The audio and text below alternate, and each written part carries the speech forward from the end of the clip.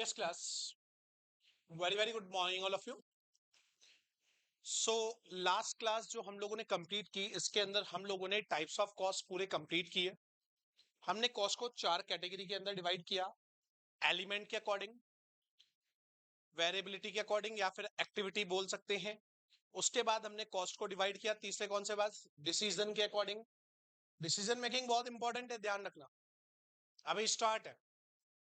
इतना ये केवल ये चीज ध्यान रखनी है, एक तो होती है रिलीवेंट कॉस्ट और एक होती है इररेलीवेंट. बट डिसीजन मेकिंग आपके सीएमए के अंदर कम से कम 80 मार्क्स की है.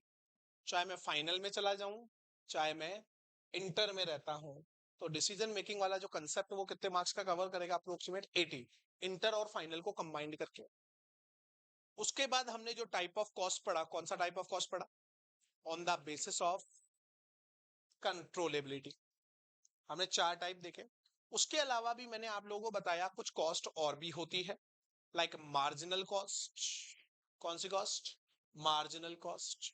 अपॉर्चुनिटी कॉस्ट कौन सी होती है कि एक अल्टरनेटिव को छोड़ के दूसरे बेस्ट अल्टरनेटिव पे जा रहे हैं, तो पहले वाले का क्या करना पड़ेगा, सैक्रिफाइस करना पड़ेगा. उसी को हम लोग क्या बोलते हैं, अपॉर्चुनिटी कॉस्ट बोल. एक होती है संक कॉस्ट. संक का मतलब क्या है, डूब जाना. ये होती है हमारे किसी भी तरीके के डिसीजन के लिए इररेलीवेंट कॉस्ट. आपने एक एसेट परचेज की, एसेट्स परचेज कर ली, हर साल उसके ऊपर डेप्रिसिएशन लगेगा. मैंने 5 लाख रुपए की एसेट्स परचेज की, जिसकी लाइफ कितनी है, 5 इयर्स. तो हर ईयर कितने का डेप्रिसिएशन चार्ज होगा, 1 लाख रुपए का डेप्रिसिएशन चार्ज होगा. आफ्टर 3 इयर्स इसकी वैल्यू कितनी होगी, 2 लाख की. हर साल 1 लाख का डेप्रिसिएशन 3 साल में 3 लाख का लग चुका है. अब इसकी वैल्यू कितने की है, 2 लाख. तो जो ये 3 लाख रुपए का डेप्रिसिएशन लग गया, क्या ये फ्यूचर में आके किसी डिसीजन को अफेक्ट करेगा, क्या नहीं करेगा ना. तो ये कॉस्ट होती है इररेलीवेंट. और जो कॉस्ट पास्ट में इनकर्ड हो चुकी है, वो सारी की सारी कौन सी कॉस्ट होती है, वो कहलाती है संक कॉस्ट. आगे सभी को बात क्लियर, समझ में? ठीक है. तो ऐसे ही छोटी छोटी कॉस्ट के छोटे छोटे टॉपिक जैसे जैसे आगे बढ़ते जाएंगे वैसे हमें देखने को मिलेंगे. आज हम लोग क्या स्टार्ट कर रहे हैं, देखिएगा और समझिएगा. समझना बहुत जरूरी है. हर पर्सन अपनी लाइफ में अर्निंग मनी करने के लिए क्या करता है, जरूरी नहीं है बिजनेस करे, जरूरी नहीं है बिजनेस करे. हम मानते हैं कि जितने भी पर्सन होते हैं उसके लिए सबसे बेस्ट चॉइस क्या है, वो क्या कर ले, बिजनेस कर ले. चाहे वो सिंगल करे, चाहे वो पार्टनरशिप में करे, चाहे वो हिंदू अनडिवाइडेड फैमिली में करे, चाहे वो कंपनी बना करके अपना काम कर सकता है. बिजनेस कितने तरीकों से किया जाता है, बिजनेस किया जाता है 2 तरीकों से. कितने तरीकों से किया जाता है, 2 तरीकों से. कौन कौन से? या तो आप गुड्स से रिलेटेड बिजनेस करेंगे, या आप लोगों को क्या प्रोवाइड करवाएंगे, सर्विसेज प्रोवाइड करवाएंगे. या तो आप लोगों को गुड्स प्रोवाइड करवाएंगे, या आप लोगों को क्या करवाएंगे, सर्विसेज. अगर आप लोगों को क्या प्रोवाइड करवा रहे हैं, गुड्स प्रोवाइड करवा रहे हैं, तो सबसे पहले क्या करना पड़ेगा, रॉ मटेरियल को किसके अंदर कन्वर्ट करना पड़ेगा,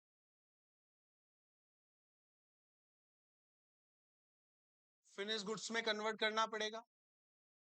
फिनिश गुड्स को मार्केट में क्या करोगे, सेल. सो जब गुड्स को रॉ मटेरियल से फिनिश गुड्स में मैंने कन्वर्ट किया, क्या कह रहा हूं, जब मैंने गुड्स को रॉ मटेरियल में फिनिश गुड्स में कवर किया, तो गुड्स के मैन्युफैक्चरिंग के अंदर हमें क्या लगेगी,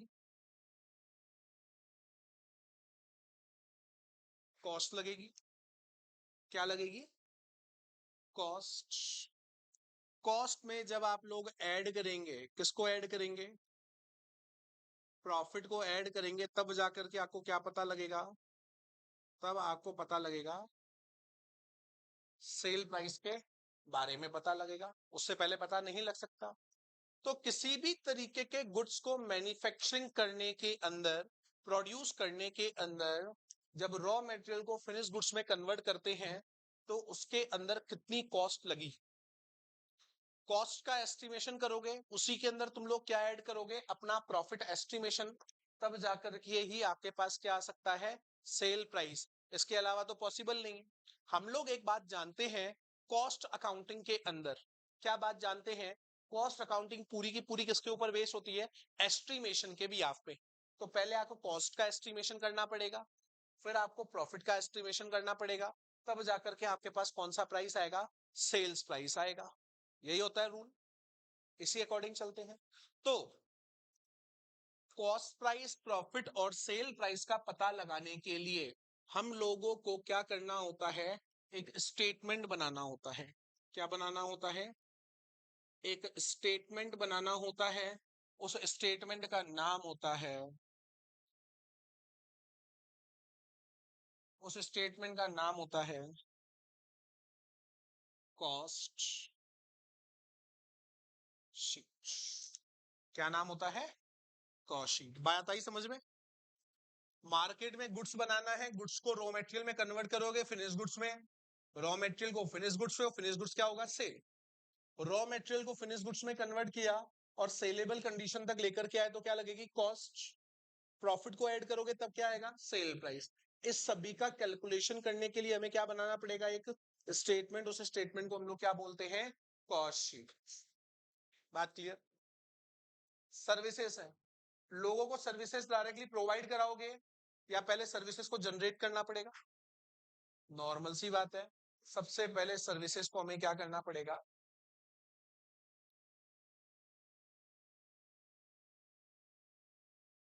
सबसे पहले सर्विसेज को करना पड़ेगा जनरेट। जनरेट करने के बाद पब्लिक को क्या करनी पड़ेगी, प्रोवाइड करवानी पड़ेंगी। ठीक है।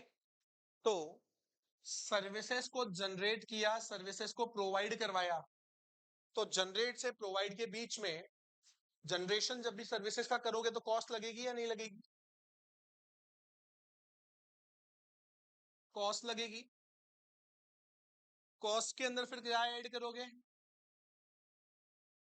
प्रॉफिट को ऐड करोगे, तब जाकर के आपके पास क्या आएगा, तब आपके पास जाकर के आएगा रेवेन्यू।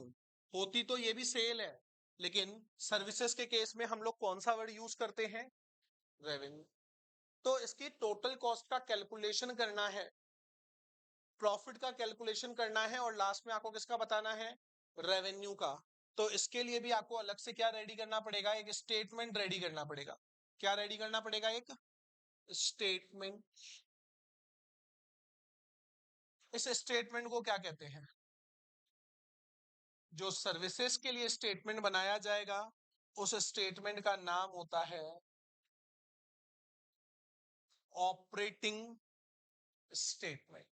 क्या होता है, सर्विसेज किसकी कैटेगरी में आती है, सर्विसेज को ऑपरेट करना होता है, तो ये आएगा operating cost statement.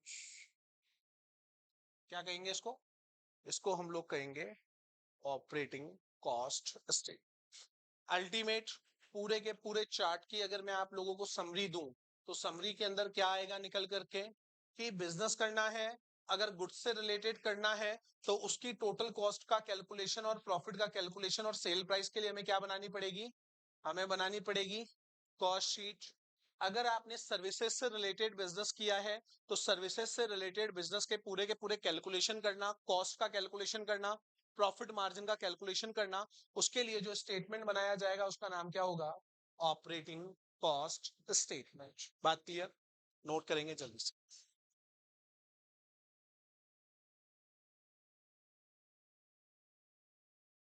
Online students make a fast reply.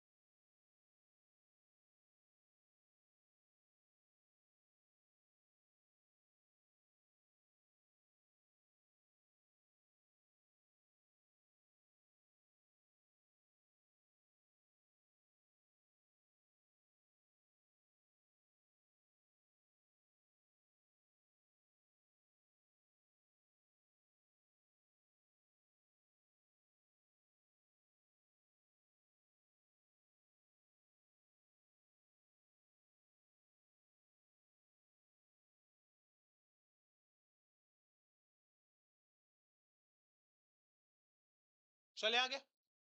चलिए, अब मैं आपको कॉस्ट शीट के बारे में डिटेल में एक चीज एक्सप्लेन करता हूं, समझिएगा। देखो बेटा, जब जब हम लोग कॉस्ट शीट के बारे में बात करेंगे, किसके बारे में बात करेंगे? कॉस्ट शीट के बारे में बात करेंगे। इसके अंदर हम लोगों के पास डिफरेंट डिफरेंट पॉइंट आएंगे। क्या आएंगे? डिफरेंट डिफरेंट पॉइंट से हमें क्या करना पड़ेगा? डील करना पड़ेगा। और वो पॉइंट कौन कौन से हैं, उनके बारे में एक बार अपन चर्चा कर लेते हैं। पहले देखिए, जब अपन कॉस्ट शीट बनाते हैं तो कॉस्ट शीट बनाते टाइम पे सबसे पहले हम लोगों को कैलकुलेशन करना होता है प्राइम कॉस्ट का। किसका कैलकुलेशन करना होता है? प्राइम कॉस्ट का। तो सबसे पहले मैं आप लोगों को कौन सा कैलकुलेशन बताऊंगा? सबसे पहले मैं आप लोगों को बताऊंगा प्राइम कॉस्ट का कैलकुलेशन। प्राइम कॉस्ट के बाद मैं आप लोगों को बताऊंगा वर्क कॉस्ट का कैलकुलेशन। किसका कैलकुलेशन बताऊंगा? वर्क कॉस्ट का कैलकुलेशन। वर्क कॉस्ट का दूसरा नाम क्या होता है? Factory cost. वर्क कॉस्ट का दूसरा नाम क्या होता है? दूसरा नाम होता है फैक्ट्री कॉस्ट। बात क्लियर? उसके बाद हम लोगों को कैलकुलेट करना होता है कॉस्ट ऑफ प्रोडक्शन। क्या कैलकुलेट करना होता है? हम लोगों को कैलकुलेट करना होता है कॉस्ट ऑफ प्रोडक्शन। और इसी के साथ साथ हमें डील करनी होती है कॉस्ट ऑफ गुड्स सोल्ड से। किससे डील करनी होती है? कॉस्ट ऑफ गुड्स सोल्ड से। लास्ट में हम लोग डील करते हैं कॉस्ट ऑफ सेल से। मतलब अगर मैं कॉस्ट शीट की बात करूं तो कॉस्ट शीट के अंदर हम लोगों को कितने फॉर्मूलाज की तरफ ध्यान देना पड़ेगा? 4 फॉर्मूला की तरफ। सबसे पहले प्राइम कॉस्ट, उसके बाद वर्क कॉस्ट, उसके बाद cost of production and cost of goods sold, और लास्ट के अंदर किससे डील करनी पड़ेगी? Cost sales. तो चलिए हम लोग बात करते हैं सबसे पहले कॉस्ट शीट के बारे में। कॉस्ट शीट एक स्टेटमेंट होता है। कॉस्ट शीट क्या होता है? एक स्टेटमेंट होता है जो हम लोगों को बताता है कि अलग अलग स्टेजेस पे कौन कौन सी कॉस्ट प्रोडक्ट के ऊपर लगी है। अलग अलग स्टेजेस पे प्रोडक्ट के ऊपर कौन कौन सी कॉस्ट लगी है, उसकी पूरी की पूरी डिटेल हमें कौन प्रोवाइड करती है? हमें प्रोवाइड करती है कॉस्ट शीट प्रोवाइड करती है। इसके अंदर सबसे पहला कॉलम बनता है पर्टिकुलर्स का एंड दूसरा कॉलम बनता है अमाउंट का। राइट? देखिएगा, जब मैंने आपको कॉस्ट को एलिमेंट के अकॉर्डिंग बताया था, किसके अकॉर्डिंग बताया था? एलिमेंट के अकॉर्डिंग बताया, तो मैंने बोला कॉस्ट दो तरीके की होती है। एक होती है डायरेक्ट कॉस्ट, एक होती है इनडायरेक्ट कॉस्ट। डायरेक्ट कॉस्ट के अंदर आता है मटेरियल, लेबर एंड एक्सपेंसेस। वैसे ही इनडायरेक्ट कॉस्ट में भी क्या आता है? Material, labour and expenses. जितनी भी इनडायरेक्ट कॉस्ट है उसके टोटल को हम लोग क्या बोलते हैं? ओवरहेड्स। क्या बोलते हैं? ओवरहेड्स। जो कि डायरेक्टली प्रोडक्ट के ऊपर चार्ज होते हैं वो सारी की सारी कौन सी कॉस्ट कहलाती है? Direct cost. और डायरेक्ट कॉस्ट का दूसरा नाम मैंने आपको क्या बताया था? Prime cost. जैसा कि आप लोग यहां पर देख रहे हैं, मैंने आपको सबसे पहले क्या बोला? मैं आपको किसके बारे में बताऊंगा? Prime cost. प्राइम कॉस्ट का मतलब जितने भी डायरेक्ट खर्चे हैं, मटेरियल, लेबर एंड एक्सपेंसेस, उन सभी के टोटल को हम लोग क्या बोलते हैं? Prime cost. तो जब कॉस्ट शीट बनाई जाती है तो कॉस्ट शीट को बनाने में सबसे बड़ा रोल, सबसे पहले क्या लिखा जाता है? Direct material consumed. क्या लिखा जाता है? Direct material consumed. अब बात आती है कि सर आखिर इस डायरेक्ट मटेरियल कंज्यूम्ड को कैसे कैलकुलेट किया जाता है? सबसे बड़ी बात आती है डायरेक्ट मटेरियल कंज्यूम कैसे कैलकुलेट किया जाता है। तो उसकी डिटेलिंग मैं आपको दे रहा हूं यहां पर। देखिए, मेरे पास ईयर के स्टार्ट होने पे क्या रखा हुआ था? रॉ मटेरियल रखा हुआ था। क्या रखा हुआ था? रॉ मटेरियल रखा हुआ था 50,000 रुपए का। इस बार मैंने कितना मटेरियल परचेज किया मेरे गुड्स का प्रोडक्शन करने के लिए? 2 लाख रुपए का क्या किया? मटेरियल परचेज किया। जैसे ही ईयर का एंड हुआ, ईयर के एंड होते ही मेरे पास closing stock of raw material था कितने का? 20,000 का। बताइए मैंने इस बार कितना मटेरियल कंज्यूम किया? क्या करोगे? Opening stock of raw material plus purchase minus closing stock of raw material, तो मेरे पास क्या आ जाएगा? टोटल डायरेक्ट मटेरियल कंज्यूम कितना आया? 2,30,000 रुपीज। डायरेक्ट मटेरियल कंज्यूम्ड कैसे निकला? Opening stock plus purchase minus closing stock. तो आपके पास किसकी वैल्यू आएगी? डायरेक्ट मटेरियल कंज्यूम्ड की वैल्यू आएगी। एक चीज और क्लियर कर देता हूं, ये डायरेक्ट मटेरियल कंज्यूम की जो वैल्यू है, इसको कैलकुलेट करने के लिए हमें अलग से एक चैप्टर पढ़ना पड़ेगा जिसका नाम है डायरेक्ट मटेरियल। यहां पे तो केवल इसका अमाउंट आ रहा है आपका, ये अमाउंट आखिर कैसे कैलकुलेट होकर के आया? मटेरियल हमारे पास आया तो कितना आया, कैसे आया, कौन कौन सी कॉस्ट इंक्लूडेड थी, उसके लिए पूरा अलग से एक चैप्टर पढ़ाया जाएगा जिसका नाम क्या है? डायरेक्ट मटेरियल नामक एक चैप्टर है जो कि हमें पढ़ना पड़ेगा। ठीक है, मटेरियल की वैल्यू आ गई। इसके अंदर हम लोग क्या ऐड करते हैं? इसके अंदर हम लोग ऐड करते हैं डायरेक्ट लेबर कॉस्ट को। किसको ऐड करते हैं? डायरेक्ट लेबर कॉस्ट को। कौन सी होती है डायरेक्ट लेबर? जो कि हम लोगों को कैसे अवेलेबल होती है? पर यूनिट अवेलेबल होती है। कैसे अवेलेबल होती है? Per unit. जैसे ही डायरेक्ट वर्ड आएगा वैसे ही आपके मन में ख्याल आएगा जो कॉस्ट हमें इजीली कैसे मिली हुई हो, पर यूनिट अवेलेबल हो। और जितनी भी डायरेक्ट कॉस्ट होती है वो सारी की सारी क्या होती है? बिफोर प्रोडक्शन पता लगती है। काफी बार हो सकता है आपको ऐसे खर्चे भी दिए हो जो पर यूनिट हो, लेकिन उनका पता कैसे लग सकता है? केवल प्रोडक्शन होने के बाद। तो डायरेक्ट के अंदर हमें दो बातों का ख्याल रखना है, एक तो पर यूनिट, पर यूनिट के साथ साथ पैरेलल, जो कि बिफोर प्रोडक्शन हमें क्या हो? पता हो। मटेरियल का मुझे पता है कि प्रोडक्शन 100 यूनिट का करना है, हर यूनिट के अंदर 4 केजी मटेरियल लगेगा, तो टोटल कितना मटेरियल लगेगा? 400 केजी। भैया 1 यूनिट के अंदर 4 केजी मटेरियल, तो 100 केजी यूनिट के लिए, 100 यूनिट के लिए कितना केजी मटेरियल लेकर के आना पड़ेगा? 400। ऑब्वियसली बात है। तो आपका आ गया एक तो डायरेक्ट मटेरियल कंज्यूम, फिर आपने इसके अंदर क्या ऐड कर दी? Direct labour cost. एक यूनिट को बनाने में 3 आवर लगते हैं। एक यूनिट को बनाने में कितने आवर्स लगते हैं? 3 आवर्स। हमें कितने यूनिट्स बनाने हैं? तो टोटल कितने आवर्स हो गए? 300 आवर्स हो गए। पर आवर के 10 रुपए दिए जाते हैं, तो टोटल कितने रुपए हो गए? 3,000 रुपए। पर यूनिट अवेलेबल था और बिफोर प्रोडक्शन पता था हम लोगों को। दैट्स वाई यहां पे हम लोग कौन सी कॉस्ट लिखते हैं? Direct labour cost. इसके बाद इसके अंदर हम लोग ऐड करते हैं डायरेक्ट एक्सपेंसेस।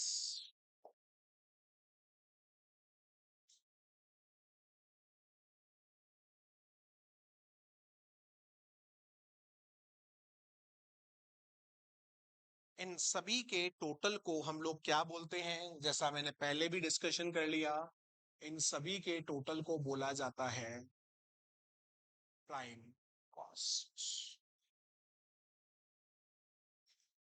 किसको ऐड किया जाता है? इन सभी के टोटल को हम लोग क्या बोलते हैं? Prime cost. आगे सभी को बात समझ में? चलें आगे। अच्छा जी, मेरे पास मटेरियल आ गया, मेरे पास लेबर आ गई, मेरे पास एक्सपेंसेस आ गए। अब इसको बनाना पड़ेगा। मटेरियल को क्या करना पड़ेगा? फिनिश गुड्स के अंदर कन्वर्ट करना पड़ेगा। क्या करना पड़ेगा? कन्वर्ट करना पड़ेगा। अब वो कन्वर्जन कहां होगा? घर पे या फैक्ट्री में? तो इसके अंदर हम लोग ऐड करेंगे सारे के सारे फैक्ट्री ओवरहेड्स। इसको ऐड करेंगे फैक्ट्री ओवरहेड्स। बात आती है सर फैक्ट्री ओवरहेड्स के अंदर क्या क्या चीजें इंक्लूड होती है। वो सारे खर्चे जो कि फैक्ट्री के अंदर होने वाले हैं। अब फैक्ट्री के अंदर कौन कौन से खर्चे होते हैं? नॉर्मल सी बात है, इनडायरेक्ट मटेरियल का यूज करोगे, इनडायरेक्ट लेबर का यूज करोगे, सुपरवाइजर का यूज करोगे, मशीनरी है उसके ऊपर जो डेप्रिसिएशन चार्ज होगा वो कहां होगा? फैक्ट्री के अंदर होगा। फैक्ट्री के अंदर इलेक्ट्रिसिटी का बिल आएगा, पावर का बिल आएगा, जितने भी पावर आपने यूज की उन सभी के टोटल को हम लोग क्या बोलते हैं? Factory overheads. मैंने यहां लिखा कि फैक्ट्री ओवरहेड्स के अंदर क्या आता है। मैं एक बेसिक बता रहा हूं, सारे एक्सपेंसेस जो हैं वो लर्न नहीं किए जा सकते, उनको केवल कंसेप्चुअली डील करना होगा कि फैक्ट्री के अंदर कौन कौन सा खर्चा हो सकता है। सबसे पहला और सबसे बड़ा खर्चा होता है depreciation on factory machine,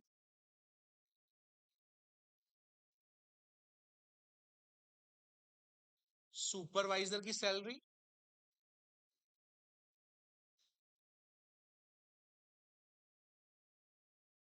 factory manager की सैलरी। मतलब जो जो खर्चे फैक्ट्री से रिलेटेड है, फैक्ट्री मैनेजर की salary, factory electricity bill, factory का रेंट,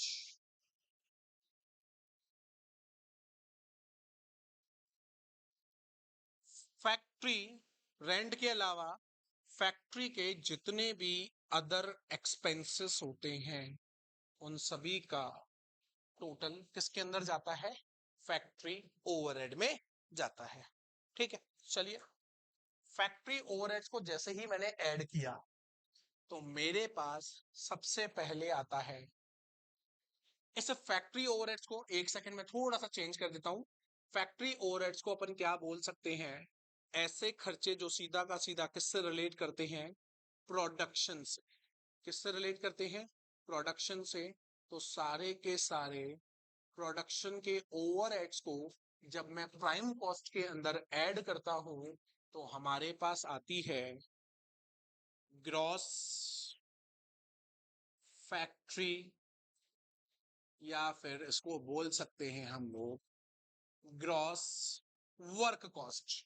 मतलब फैक्ट्री कॉस्ट का दूसरा नाम क्या होता है? Work cost. ओके, जैसे ही मैंने इसके अंदर इसको ऐड किया तो मेरे पास क्या आ गई? Gross factory cost. अब मेरी एक बात और समझिएगा, फैक्ट्री के अंदर मटेरियल बनकर के तैयार हो चुका है। फैक्ट्री के अंदर मटेरियल बनना स्टार्ट हुआ, हो सकता है ना पिछली बार का भी कुछ ऐसा मटेरियल हो जो अभी तक बना नहीं था। Work in progress. Raw material तो ऊपर आ गया, वर्क इन प्रोग्रेस कहां चलता है? फैक्ट्री के अंदर। पिछले साल का कुछ वर्क इन प्रोग्रेस बचा हुआ होगा, ओपनिंग स्टॉक। और इस साल का भी कुछ मटेरियल ईयर के एंड में या मंथ के एंड में बचा हुआ रह सकता है, तो क्लोजिंग वर्क इन प्रोग्रेस। तो यहां पे हम लोग ऐड करते हैं ओपनिंग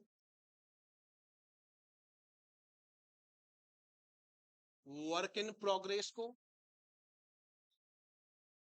इसमें से हम लोग लेस कर देते हैं क्लोजिंग वर्क इन प्रोग्रेस। तो हमारे पास एग्जैक्टली आ जाता है नेट फैक्ट्री और वर्क कॉस्ट। बात आई समझ में कि हो सकता है कुछ मटेरियल फैक्ट्री के अंदर ईयर के स्टार्ट में था और कुछ ईयर के एंड में था। उन दोनों के बैलेंस को जैसे ही मैंने ग्रॉस फैक्ट्री कॉस्ट या वर्क कॉस्ट में ऐड किया तो मेरे पास क्या आ जाएगी? Net factory cost.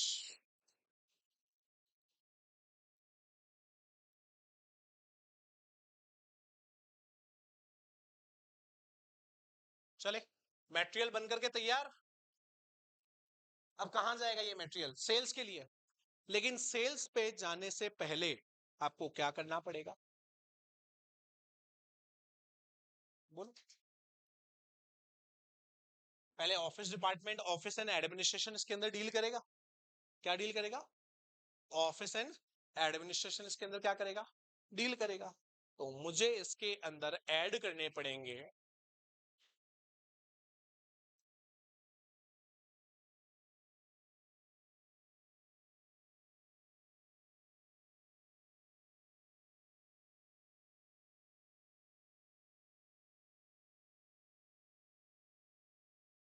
मैंने किया इसके अंदर, किसको ऐड किया?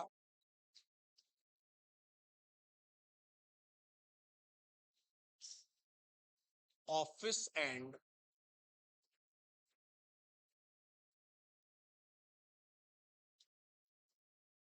एडमिनिस्ट्रेशन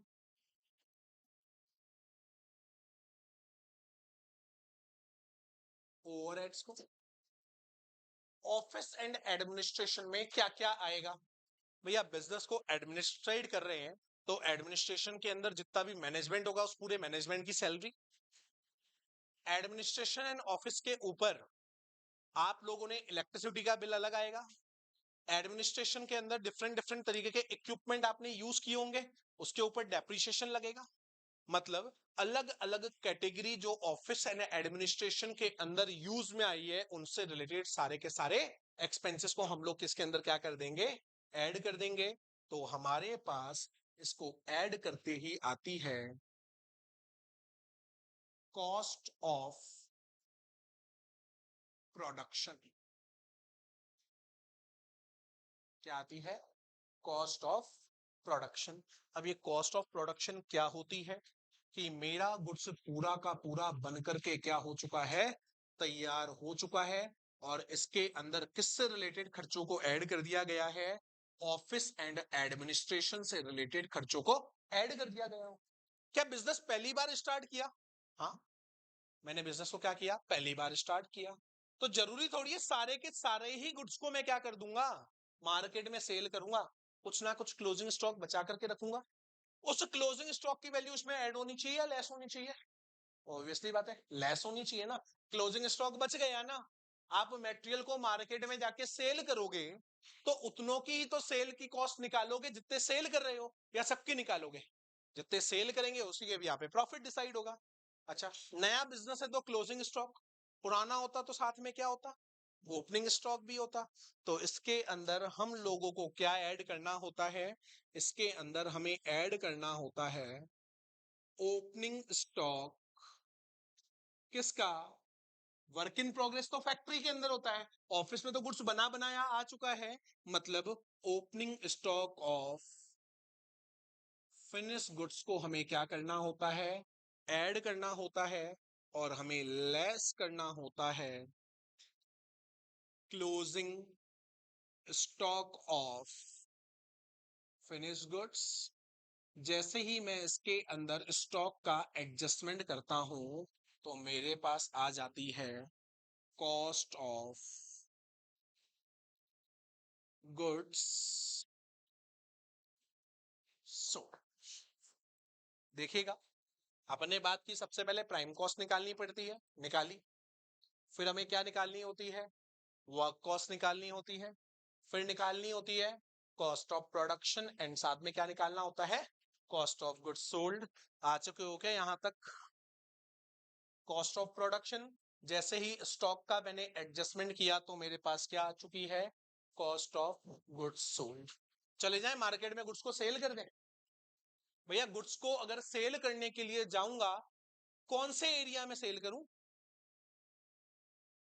डिस्ट्रीब्यूशन करना पड़ेगा गुड्स का। और डिस्ट्रीब्यूशन अकेला करूंगा या एडवर्टीजमेंट पहले करना पड़ेगा? एडवर्टीजमेंट। सेल्स मैनेजर को अपॉइंट करना पड़ेगा नहीं करना पड़ेगा? वो डिसाइड करेगा कौन से एरिया में सेल करनी है, कितनी कितनी क्वांटिटी में सेल करनी है। मतलब अब खर्चा किसका है? सेल्स और डिस्ट्रीब्यूशन का।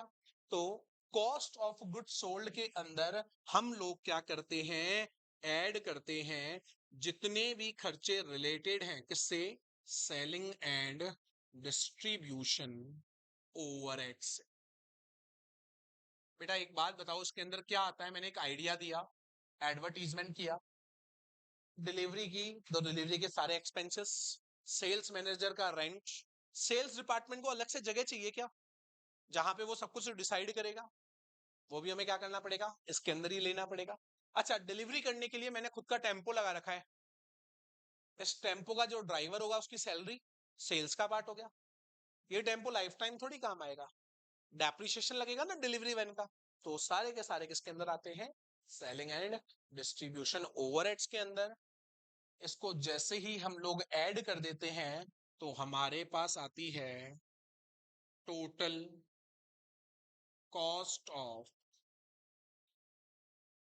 सेल्स। क्या आती है, टोटल कॉस्ट ऑफ सेल्स। मुझे पता लग चुकी है कि मेरी टोटल कॉस्ट कितनी है।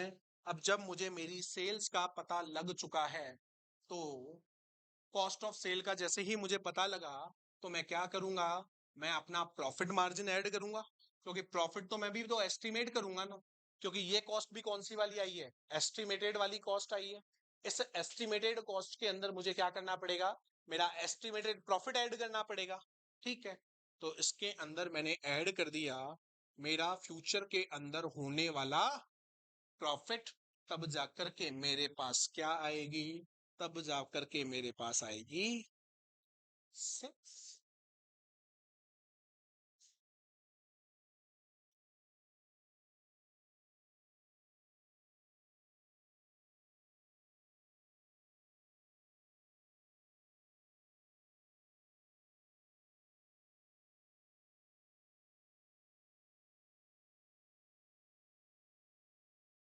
ये है हमारी पूरी की पूरी कॉस्ट शीट।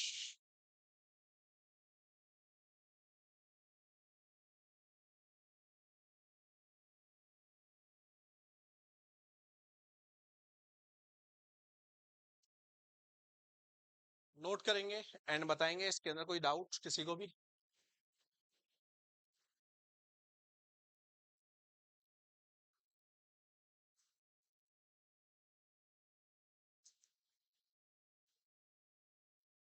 बेटा ये नंबर दिलवाएगी कम से कम 10 से 15। 10 से 15 क्या, पूरी कॉस्टिंग इसी के ऊपर डिपेंड करती है। ठीक है, तो कॉस्ट शीट का एक एक एलिमेंट हमें याद होना बहुत ज्यादा जरूरी है। Okay, note it fast all students and make a quick reply कि यहां पर किसी भी स्टूडेंट को किसी भी तरीके का डाउट है।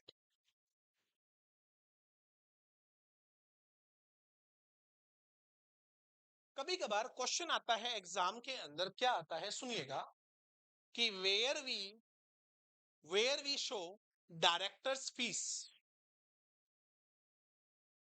Director fees in the cost sheet. बताओ भैया, डायरेक्टर की फीस को कहां लिखा है? क्या फैक्ट्री के अंदर डायरेक्टर बैठता है? नहीं बैठता। कहां बैठता है? ऑफिस एंड एडमिनिस्ट्रेशन के अंदर।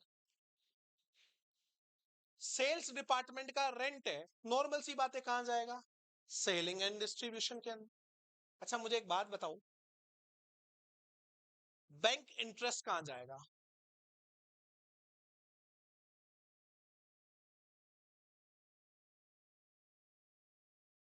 आपको एक चीज क्लियर करते हैं, फर्स्ट क्लास में अपन ने क्या पढ़ा था, कि जब कभी भी कॉस्टिंग की जाती है उसके अंदर केवल कौन से एक्सपेंसेस का ध्यान रखा जाता है, ऑपरेटिंग एक्सपेंसेस का, नॉन ऑपरेटिंग का ध्यान नहीं रखा जाता। तो अगर किसी भी तरीके का लॉन्ग टर्म इंटरेस्ट है उसको कॉस्ट शीट के अंदर कहीं पे भी जगह नहीं मिलती, वरना डिफरेंस क्या रह जाएगा। तो हमेशा ध्यान रखना, कॉस्टिंग के अंदर सारे के सारे कौन से इनकम और एक्सपेंसेस आएंगे, ऑपरेटिंग। जितने भी तरीके के नॉन ऑपरेटिंग एक्सपेंसेस हैं, नॉन ऑपरेटिंग इनकम है, एबनॉर्मल लॉसेस हैं एंड एबनॉर्मल इनकम है, उनको कहीं पर जगह नहीं मिलती, किसके अंदर, कॉस्ट शीट के अंदर। बात क्लियर? Note it fast.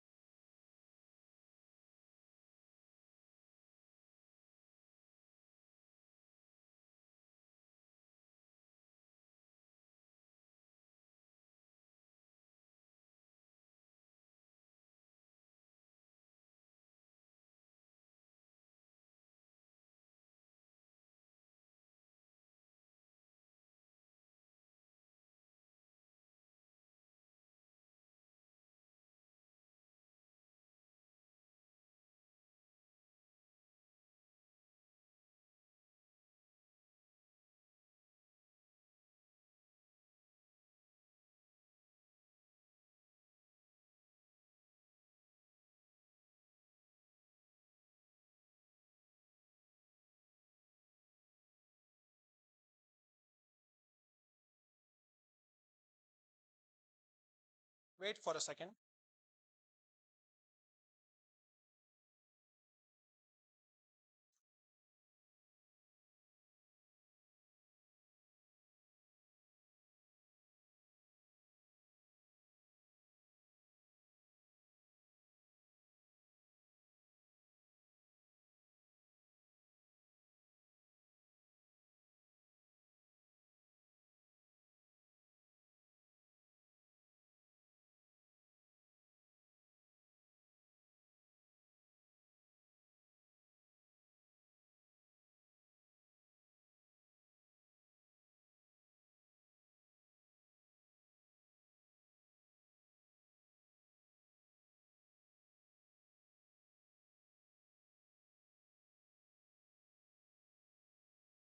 देखिए जैसे कि आपकी बुक है, जितने भी हमारे ऑफलाइन स्टूडेंट्स हैं and online, I think books आप लोगों को प्रोवाइड हो गई होंगी,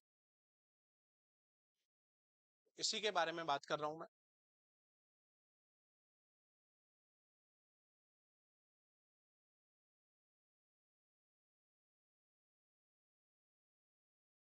देखिए जैसा कि मैंने आप लोगों को बताया, कॉस्ट अकाउंटिंग से कौन कौन से आइटम्स को हम लोग क्या करते हैं, एक्सक्लूड करते हैं। Items excluded from the cost accounts. The cost and financial account do not always give the same result. हमें भी पता है दोनों कभी सेम रिजल्ट नहीं दे सकते, क्योंकि एक तो होती है किसके बेस पे, एक होती है एस्टिमेशन पे और दूसरी किस पे होती है, एक्चुअल रिजल्ट। तो दोनों का रिजल्ट सेम आ जाए पॉसिबल नहीं है। कॉस्ट अकाउंटिंग में केवल ऑपरेटिंग का ट्रीटमेंट किया जाता है, और जबकि फाइनेंशियल में ऑपरेटिंग के साथ साथ नॉन ऑपरेटिंग का भी क्या किया जाता है, ट्रीटमेंट किया जाता है।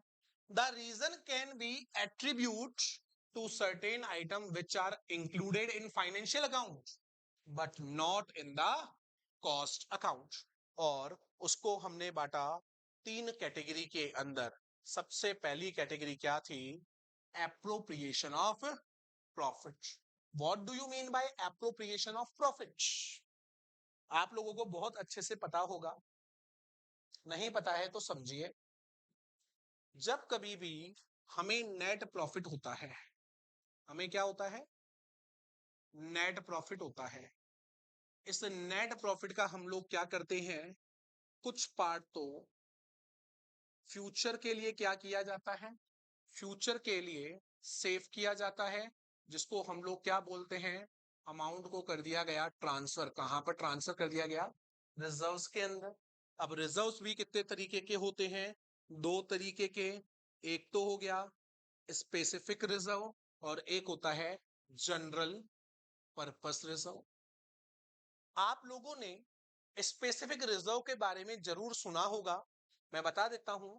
जैसे कि आपके डिबेंचर्स हैं, डिबेंचर्स का रिडम्पशन करना है, तो रूल कहता है जब कभी भी डिबेंचर का आपको रिडम्पशन करना है तो हर साल एक परसेंटेज आपको कौन से अकाउंट में ट्रांसफर करनी होती है, debenture sinking fund investment account के अंदर क्या करना होता है, ट्रांसफर करना होता है। तो ये रूल है। तो और ये कब ट्रांसफर करेंगे, जब भी आपके पास प्रॉफिट होगा उसके लिए आपको ट्रांसफर करना पड़ेगा। अगर पार्टनरशिप है तो सबसे पहले पार्टनरशिप के लिए पार्टनर्स को क्या डिस्ट्रीब्यूट करना पड़ेगा, पहले पार्टनर्स के लिए सेविंग करनी पड़ेगी, उसके बाद ही प्रॉफिट का क्या करना पड़ेगा, डिस्ट्रीब्यूशन करना पड़ेगा। कंपनी के केस में पहले क्या आपको पे करना होता है, डिविडेंड का पेमेंट करना होता है।